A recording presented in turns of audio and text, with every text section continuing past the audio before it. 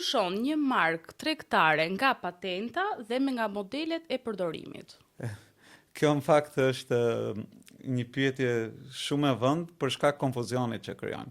Sot edhe profesionistët së drejtës dhe avokat E quajnë markën patent. E quajnë markën patent. Marka tregtare për të qenë njëkohësisht edhe për trajtuar aspektin ligjor, por për të qenë edhe sa më praktik, është shenja identifikuese e një biznesi, që mund të jetë emër, logo, fjalë, figurë, dhe që shërben për dalluar mallrat apo shërbimet e një subjekti nga një subjekt tjetër. Ndërkohë që patenta e shpikjes është zgjidhja teknike e një problematike që deri në atë kohë nuk ka ekzistuar. Pra një produkt ose një proces që është e re, ka hap shpikës duke zgjidhur një problematikë teknike dhe është e zbatueshme në industri.